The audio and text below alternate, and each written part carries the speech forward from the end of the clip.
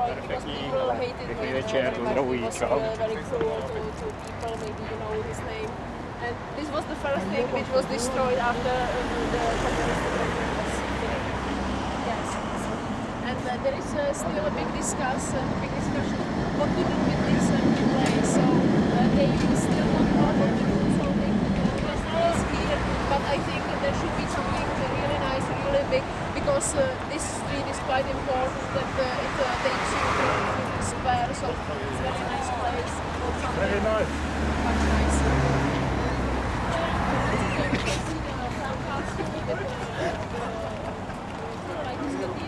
And the hill.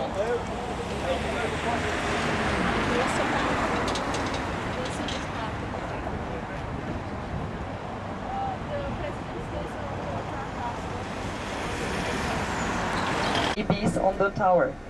It's funny.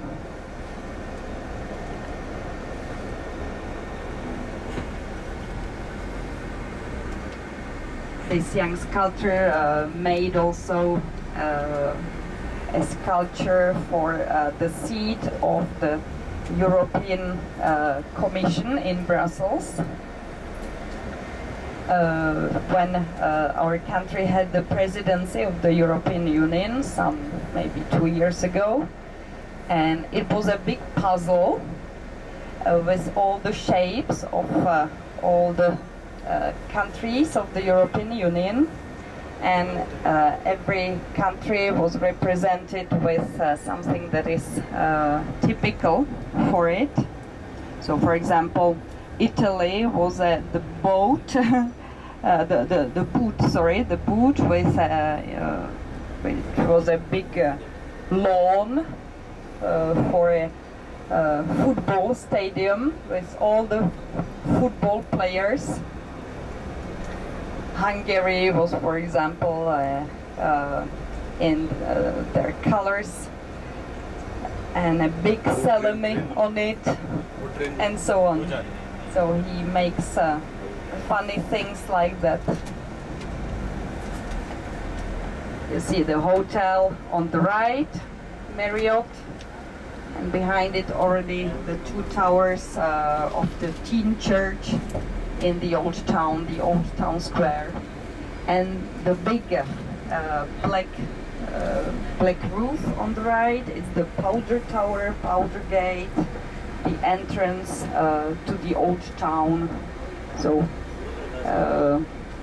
as far as the powder gate, it's the new town between us and the tower, and then the old town.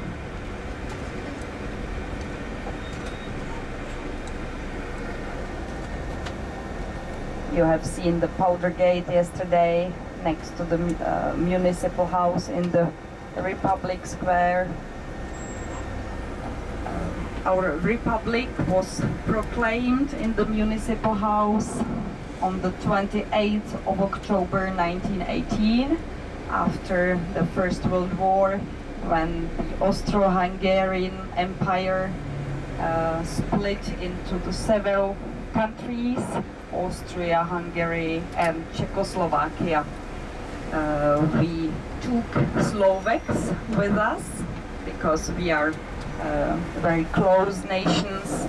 Our languages, Czech and Slovak, are very similar, both Slavonic languages, like also Polish, Russian, Bulgarian. We can understand words from all the Slavonic languages, but Slovak is nearly the same, really. We can understand each other without problems. We are close, and even if we are not anymore in a common country, we are now two republics, the Czech Republic and the Slovak Republic. We are still brothers, we can say. So we speak about the independence of our country from 1918.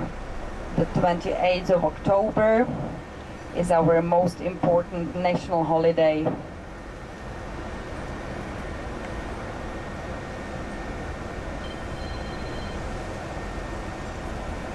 So the period until the Second World War, between 1918 and the occupation in 1939, was for us and still is the golden age of our history. Czechoslovakia was among the 10 most developed countries in the world. Then we lost everything with the communism. The communism started in 1948. The Communist Party won at the elections in 46 after the war, and they were preparing everything to become the only political party. They took the power completely. They were negotiating with the president that had to accept their conditions. They became the only political party. They had all the government, and they were at the power during 41 years until 1989, when during the so-called Velvet Revolution, it was the end of the communist period, and since we should be a democratic country. In December 89, Václav Havel was elected president. He just died in December last year. Our president is elected for 5 years, and he can be elected 2 times. Next year we will vote for the first time ourselves. Before it was the deputies who elected the president for us. Next year the direct election for the first time. Yes, on the left you can see a nice building, a historical building. It's the main railway station, the international railway station. The station next to your hotel is just for our country. The national station, this is international.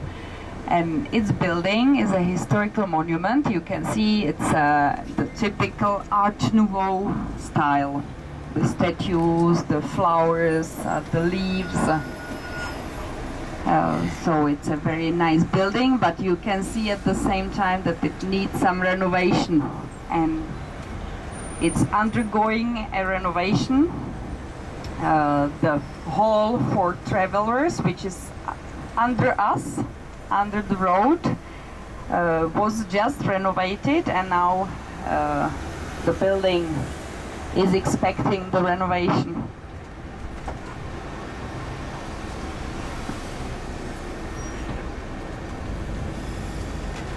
So our president Václav Havel was president of Czechoslovakia until the separation of Slovakia.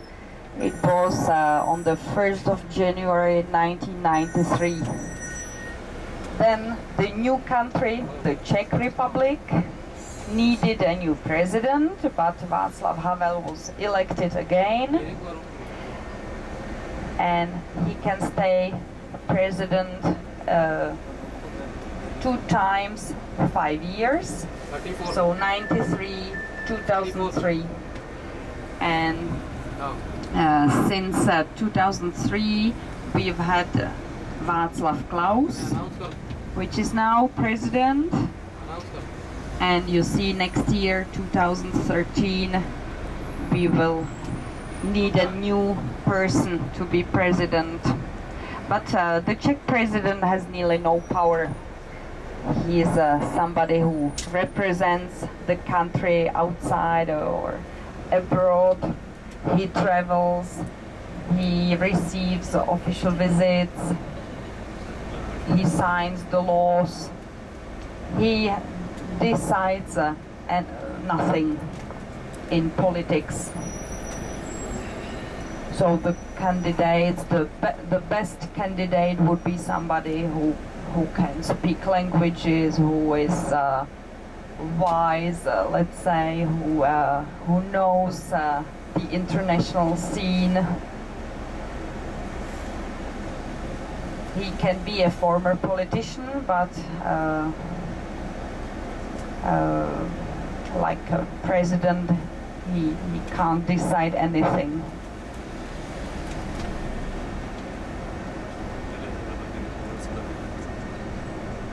We wanted you to see the Wenceslas Square in the new town, so we will see it in a moment. Now on the left is the State Opera, okay, one of the 3 buildings of opera in Prague. This used to be a German theater, or the German theater in Prague, because in our country we always had a lot of German-speaking people.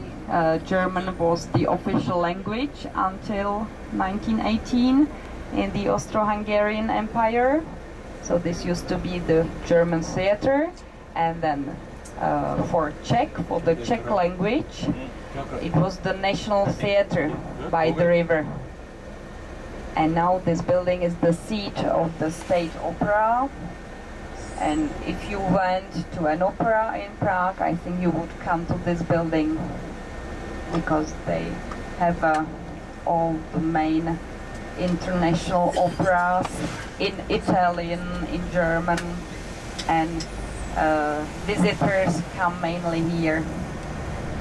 Now on the left you will see the big building of the National Museum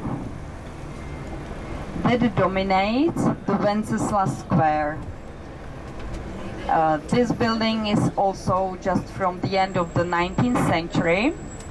Before, there used to be again the fortifications here and a gate through which people entered to the new town. And behind the fortifications on the left, the quarter is called the Royal Vineyards, because when the new town here was founded in the 14th century, behind the fortifications, vineyards and orchards were planted. So the Royal Vineyards. The museum is now closed for renovations, but it's a nice picture to see it from the Wenceslas Square, that you will see on the right, also with the statue of Wenceslas. Saint Wenceslas is the patron saint, and this is the place where all the demonstrations take place, for example. The other side of the square, it's already the beginning of the old town.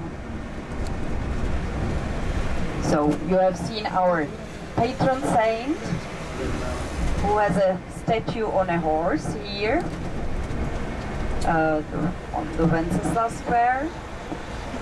Oh, sorry, it was here to the right, so we must turn. Sorry, now it will be to the left, the next to the left. Behind the building, to the left. Okay. I was speaking and not thinking.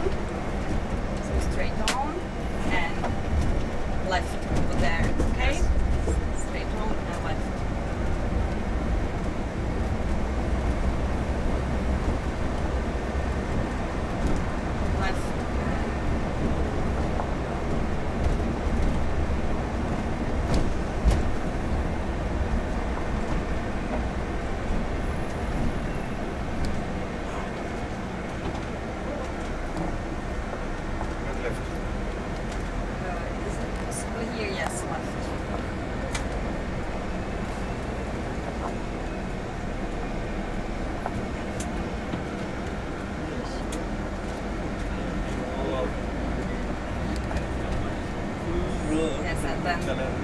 Behind the traffic lights to the left again, okay? So straight on and over there. Yes. Yes? Thank you. So we have the the dome of the National Museum in front of us again. So I was speaking about our patron saint, Saint Wenceslas. He's buried in the castle, in the cathedral. It's our patron saint, like, for example, Saint Patrick is for Ireland. Here. Thank you.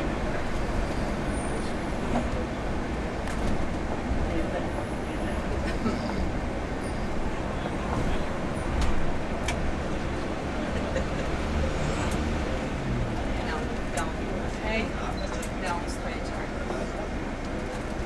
We have again the street. And behind the street, behind the trees, okay, left. Yes. To the bottom and left.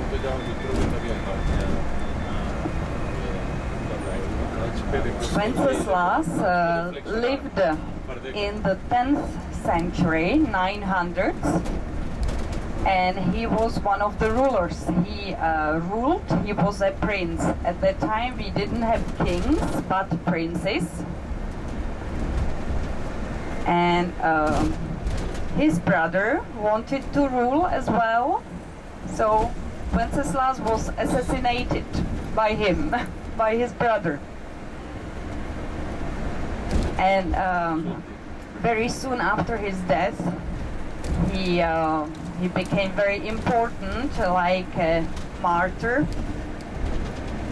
and he was buried in the cathedral, or in the castle, in the church that was situated there at that time, and he became really the most important Czech saint, and symbolically his grave